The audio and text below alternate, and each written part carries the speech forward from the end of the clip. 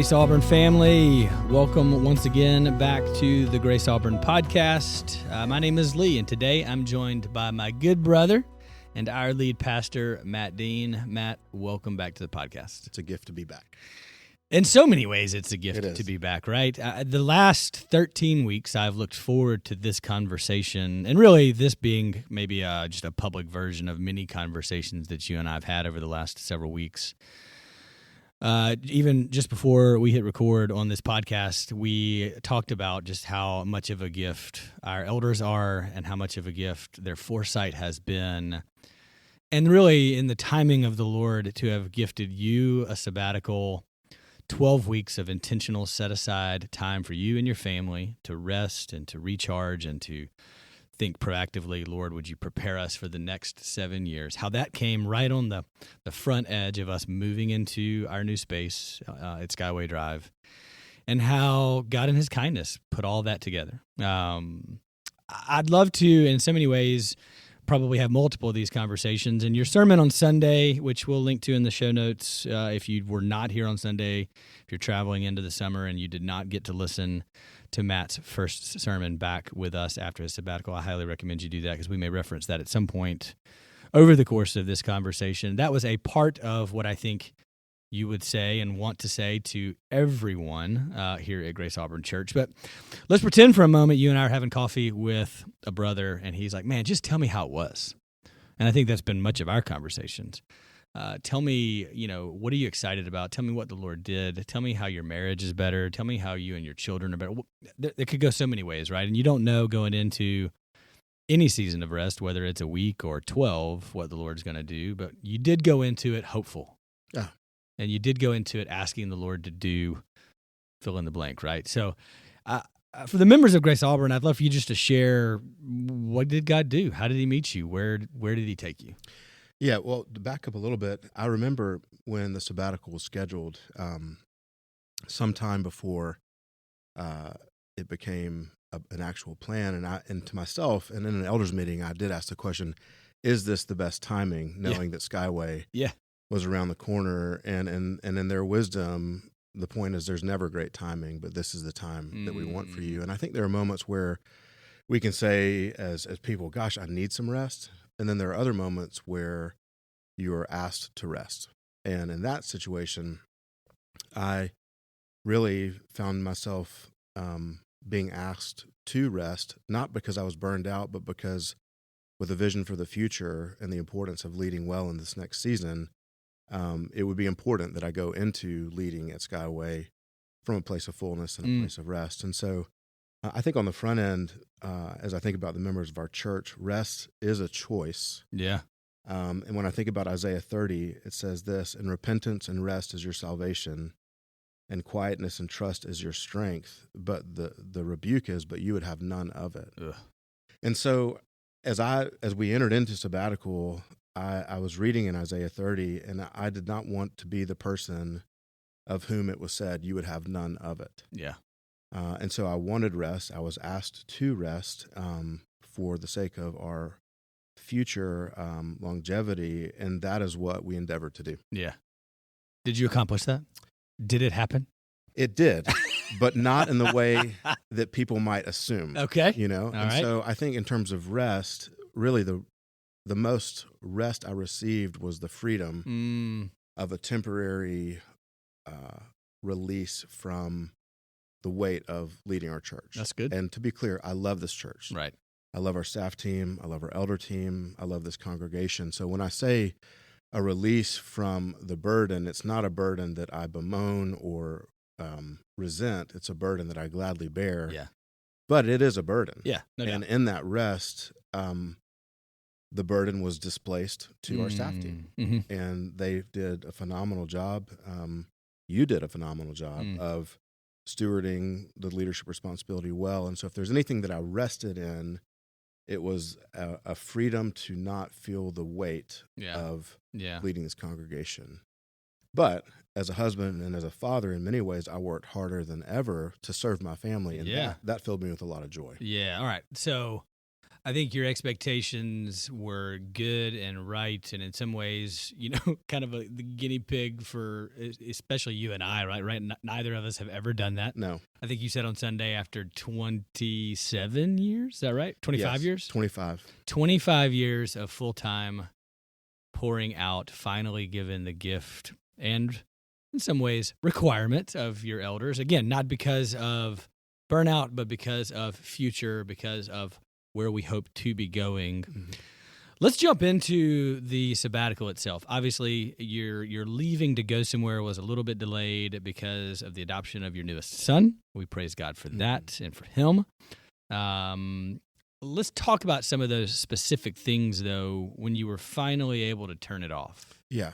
How did the Lord move? So probably by week 3, I was able. Well, I'll back up. Week 1, internally, I operate at about 100 miles an hour, and I can run at that sustained pace.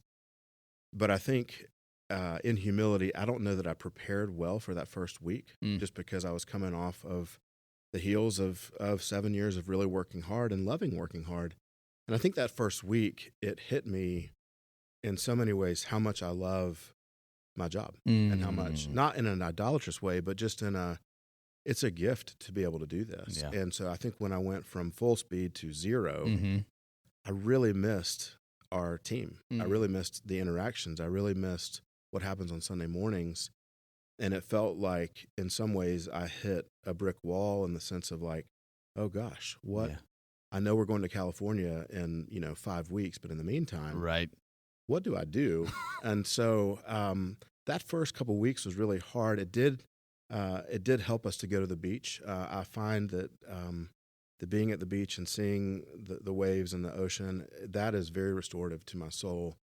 That was the beginning of rest. But I would say the true rest began for me in the sense of feeling more like a husband and father and less like a pastor at this church. Began when we drove to California. Yeah. Just letting it go as you went. Yes. Yeah, that's good. And another pastor said one of the best things he did during his sabbatical was leave the place he loves for a season to come back with more gratitude. And that's exactly what happened. And so we drove from Auburn to Oklahoma City to Albuquerque to the Grand Canyon. And then we drove to Southern California where we would stay for 28 days, and in that place, we were, in many ways, we were in a home that was kind of a self-contained place, and there was a fence and a pool and an outdoor dining space, and we just loved it. And days there were really slow, and we would wake up and have breakfast together, and we would swim, and then it would get really hot, and people would read or relax, and then we would swim again, and then make dinner, and then read and relax and kind of rinse and repeat for weeks on end. Yeah. And we had the opportunity to go to the mountains and to go to the West Coast ocean, and all those things were really good. But the rhythm of just primarily focusing on marriage, parenting, and time in the Word with the Lord was really that was the work of resting. That's good. All right, so you get there. Let's get into some of the specifics. What are things you want to share about how the Lord moved, specifically in your family? You made the statement of releasing the burden here, but recognizing, man, there's much work to do with these people that I love most. Yeah. How did He move in and through that work? Yeah, so I think I didn't know this going into it, but as April and I began foster care, almost 2 years ago, foster care for us has been the hardest thing we've done in adulthood. And going into foster care, we really hit our stride in marriage when we began to ask one another, hey, what is it that you need most from me? And in joy with one another, we were able to ask and answer and celebrate our ability to bless and honor one another. And this summer, we discovered another thing in marriage specifically, and that is the power and potential of kindness. And that seems obvious, but in any adult life, there are going to be things that hinder your ability to be kind. Stress, lack of sleep, external factors. And because so many of our external factors were removed, April and I began to just discover what would happen when kindness was our priority to one another. and to our children. Yeah. And it was absolutely amazing to see the simplicity of kindness and how that unlocked hearts and meaningful conversations. And still to this day, my desire is to be not only kind, but to be kind and to be gracious to her and to our children, because I've seen what God can do through the simple choice of walking in kindness with one another. Yeah, that's so sweet. I think if Lacey were sitting here, she'd be hitting me underneath the table, because I think early in marriage, someone modeled for us to ask on an annual basis, regular basis, hey, what's the one thing you want me to grow in? What's the one thing you would pray that the Spirit would grow in you? And Lacey has never hesitated for a moment to say, I just wish you were more kind. Not growing up that way and it not being my default, it is one of those things where when you start walking in it, you're like, oh man. It changes everything. It fixes things, it heals things, it opens doors, so many different things. That's so good. I appreciate that reminder just in my own marriage and in my own soul to go, Lord, you really, as a husband and father, you don't expect much more than for me to be kind. And then beyond that, like everything kind of cascades from it in terms of how I love, how I serve, how I lay down my own life. All right, keep going. Tell us more about the work that the Lord was doing out there. Yeah, we reached a moment on our drive out where I really was light on my feet, and the normal burdens that I tend to carry with my role, I was able to leave those behind in a healthy way with every passing mile. And some members of my family love to eat in hole-in-the-wall restaurants. I mean, half of us do and half of us don't. I'm on the side because I think we lived in China for so long. I've had the best and worst of hole-in-the-wall restaurants, and so right. I'm good to sit down at a more established place with hygiene standards. But we did reach this point on the drive. We were in West Texas somewhere, and we discovered the most random Indian restaurant on the side of the road in what looked like an abandoned gas station. And April pulled over. It's a bold move on the middle of a road trip. It was a bold move. Indian gas station. It was. And when we got out, I said, "Are y'all ready to eat here?" She goes, "I know that you're on sabbatical now by the sheer fact that we're stopping at what looks like an abandoned restaurant." And I say that in a humorous way, but I think the freedom from pastoral burdens, just for a season, it increased my capacity to be light on my feet. I wasn't as weighed down. And again, there's a joy in being weighed down for a congregation that you love. Sure. But there was a freedom for a moment to go, I'm not bearing the weight right now of some things that I normally bear. And with that came a real lightness in my step and a spontaneity and a lot of laughter. And we had really a great time. But I think another thing that came out of that is that the temporary freedom from pastoral burdens and pastoral care, it increased my personal capacity for really important parenting and discipleship conversations that I would have wanted to have had anyway. Yeah. But I think because of my freedom, I had a greater capacity. Yeah. You've shared some of those with me personally, and I know to honor those brothers and sisters in your family, we'll leave that there just to know that God was moving in the hearts of your children. Yes. And it began with a season of rest. It did. Just, I'm going to sit and I'm going to be with the Lord. And in some ways, I've thought about this for you several times, those 5 weeks of kind of delay, right? Almost a delayed start, at least in terms of the going away because of the timeline of Isaac's adoption. In some ways, were a kindness of the Lord because you may or may not have known just how much you needed to, I don't know. Maybe that's something we'll kind of unpack, or you'll discover, or I'll discover when given the opportunity to do as well. Is okay, Lord, what's the hard soul work you're doing in kind of these nondescript, anonymous moments, right? Where I'm not going anywhere, I'm not doing anything, I'm sitting with you, I'm in your presence, I'm a son. What are you preparing me to do when we go, right? Or what are you preparing to do in us when we get to go? And so, all right, anything else specifically from the trip, anything you want to share before we think about kind of pivoting back into this world? Is there anything else about your time out there? You shared so much. You shared so much with our staff team. You shared so much in your sermon on Sunday. Anything else you want to share kind of on that front? I would just say, lesson learned and lesson reminded. And this began for us probably in 2013 when we were living in China, is that for my family, wide open spaces is really important. Yeah. There's something about that is restorative and being in wide open spaces. And I think when we were out west, we had the opportunity to be in some of those spaces. And what I was reminded of is just the importance of paying attention on a soul level of how God restores our souls. Mm-hmm. And so to see the mountains, to see the ocean, to see West Texas and just the vast landscape that it is, to be in Wyoming and see that did my soul a lot of good. And it always pointed me to the creator of those things. But I think for anyone feeling a bit kind of maxed out, like what is it that restores your soul in a healthy way? That's good. And how do you lean into that? And for me, it's wide open spaces where I can just see how small I am. Yeah.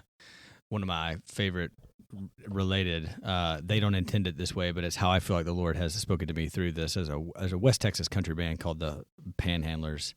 And they talk about how West Texas is the best Texas, and one of the reasons they think that West Texas is the best Texas because in East Texas you can't see the sunrise or the sunset because of the pine trees. Fair enough. And that there's something that happens in their hearts. And I think there's something that happens likewise in my own soul as yours when we get out and we're reminded of just how vast creation is. And to your point, while we are small, we are yet immensely cared for loved and known. And those two things don't exist in contradiction. They exist in a tension, but they are very real and right. And being out west is such a good reminder of that. And we take, as often as we can, trips out there together and with our families also. All right, you're back. I'm back. You're excited to be back. All in. Eager, glad to be here. Eager for the work. I think we're recording this and going to post it on the same day based on timeline of you're back in and the schedule that our communications director has given me a mandate for, and I'm very grateful for her work in that. I want to know, or I'm excited to hear you share, what are you excited about? I'm excited about a whole host of things, that not the least of which includes moving out of 720 East Glen, and as we've prepared for our college students to come back, and we've met a lot of new families over the summer, and we're going to continue to meet new families coming into the life of this church. We've been out of room for a hot minute, and we're just going to continue to live into that. I think it was 79 degrees or 80 degrees in the worship space here on Sunday morning. The air conditioner has been fixed. That is important to say. Our air conditioner continues to be one of those things that reminds us it's not about the building. Correct. I'll just put it that way. Correct. And our service company is a faithful just reminder as well that we should put as little money into these air conditioners as possible. And I said, yeah, but it's August, and we got to be here for at least 7 more weeks. So we announced on Sunday that we're moving into the new building. That Skyway Drive is going to open up in October, and we're excited for that first service. I think we could go a lot of different directions here. As we think about being reminded by the psalmist to speak of the Lord's kindness, let the redeemed of the Lord say so. When we think about going into this coming Sunday, an overview of Matthew, and that really setting up really a deep dive, slow work through the Sermon on the Mount. For the fall, really going into the spring as well. What are you excited about? What's You've not been in pastoral rhythms in terms of meeting with people. You're taking these couple of weeks. I think it's good for our folks to know too that these first 2 weeks back, you're deeply investing in our staff, spending time with them on a one-on-one basis. You're setting up lunches and that sort of stuff, as you always have for our members. What are you excited about? Yeah, I think being in Skyway yesterday with our staff team, I'm thrilled to be in that space. Yeah. And if it were tomorrow, that would be great. But we'll make it until October. I think just the ability to gather with more space to welcome people in a less chaotic way is going to be a real gift. Yeah. So I'm definitely excited about Skyway, but it's not the building I'm excited about, but what will happen in and through that building and what will happen in the life of our church community and the community at large. I'm also really excited to jump into Matthew. And you'll hear more from me about that on Sunday, but Martin Lloyd-Jones makes this quote about the Sermon on the Mount. He says this: "Nothing shows me the absolute need of the new birth and the Holy Spirit and his work within so much as the Sermon on the Mount. And as I read Matthew this summer and began thinking about how in the past we've gone through books of the Bible at a time, sometimes chapters a week, I also felt the importance of slowing down in that same sense of rest and the same sense of pacing to really mine the Sermon on the Mount for as much as we can find in it. And so this fall and the spring, we're going to take a bit of a slower approach in going not just word for word, but line for line in one of the most important sermons that Jesus articulated. And in specifics, when we see the Beatitudes and the Sermon on the Mount, if you try to do those things in your own strength, you can try and you will fail. Yes. And what I've discovered in reading Matthew specifically is that all of these imperatives were preparing the way for a people to cry out, I cannot do this, even though I want to. Yeah. And to echo the words of Paul, who will save me? Yeah. Thanks be to God, it's Jesus Christ. So I think in reading the Gospel of Matthew over and over again, I'm very excited to slowly walk through the Beatitudes and the Sermon on the Mount and to see the way of the kingdom of heaven, to see the blueprint of what it means to live the Christ-centered life. Yeah. But really to see an invitation for the next foreseeable weeks on end, how does the gospel bear its weight in this situation? Yeah. And how is it that Christ will live his life in and through me by the power of the Holy Spirit as I lean into him? And I'm excited to see how our people, including myself, how do we respond to this invitation to walk with Jesus daily, and what will come out of that? That's so good. Somebody asked me, are you excited for the building? And I said something very similar to them the other day, as I'm excited about the people I don't know yet. I'm excited about our people being able to have space, but we continue to meet new believers. We continue to see friends come, move into town and find a place with us. And we continue to see the Lord doing in growing his church around the world, an opportunity for us to be increasingly involved in more places, more spaces, whether it be here locally. Our outreach directors are doing a phenomenal job. We've most recently hired Rainey Cavo and are excited to have her come alongside of Rana Armstrong and thinking about how do we serve the community, how do we reach internationals, how do we care for our partners around the world. We've had a lot of conversations about ways to expand that. I think I've tried to think back on what it felt like moving in here, and I think when we moved into 720 East Glen, I was just so exhausted that I didn't have time to think about what I was excited for. Yeah. I think because of the kindness of the Lord to have brought the people around us now, I don't have that same sense of exhaustion. I have a deep sense of like, it's time, right? We've got to get out of here. But to your point of not burnt out, not ready to quit, eager to keep the hand to the plow, so to speak.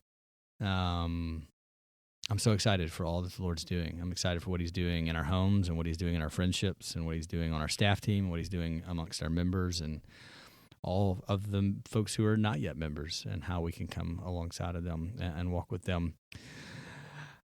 In wrapping this up, I'd love for you to just kind of close us out, if it was in terms of a blessing or a benediction, so to speak, in a podcast style, or that's what you're excited about. What are you hopeful for our members? What are you hopeful for our elders or whomever? Just kind of final thoughts as we wrap this conversation. Yeah, I think, excuse me, having been away from the very church family that we love very much, we did visit a church in California, and the church was a good church, and the music and the preaching was all right and good. But what it reminded us of is that church devoid of relationship, it's not as it's designed to be. And I think for us to step back into this season and reconnect with dear people that we love, in a congregation that we love, with friends that we love, has been such a gift and such a reminder. And I would just say to us as a church community, like, relationship is the glue that holds this together. And I think if you're feeling on the outside, I'll just remind you that if you want community, if you want relationships, if you want to be known, there's a place for you to be known. And what I've discovered is, having had to temporarily pause on relationship, what a gift it is to be a part of a church family where you're known and loved. And if there are moments in life where you don't feel as connected, it is worth the effort to say, can someone help me connect in a meaningful way? And I think you'll be pleasantly surprised at how eager and willing our team would be to do that. I think for those of you that are deeply connected in our church family, and it feels familiar and it feels just normal, I would say, having had to step away just briefly, what a gift it is for normalcy. Yeah. And my gratitude has been increasing with each week away. And I do think that gratitude is evidence of grace at work in and through our lives. And so I just want to say thank you again to you, Lee, for leading our team so well, and to our elders and to our staff team and to the congregation. Like, I'm grateful. And that seems like a simple way to say thank you, but it's more than thank you. There's a deep place in my soul of gratitude before God and before the people that we get to serve. We get to do this. We get to be a part of what God is doing through this church called Grace Auburn, and I'm so grateful for that. Thank you, brother. We love you. Thank you. Love you too. On behalf of the Grace Auburn Church family, thank you for listening to the Grace Auburn Church podcast. If you'd like more information about partnering with us and our mission or ways that you can get connected, please go to our website, graceauburn.church.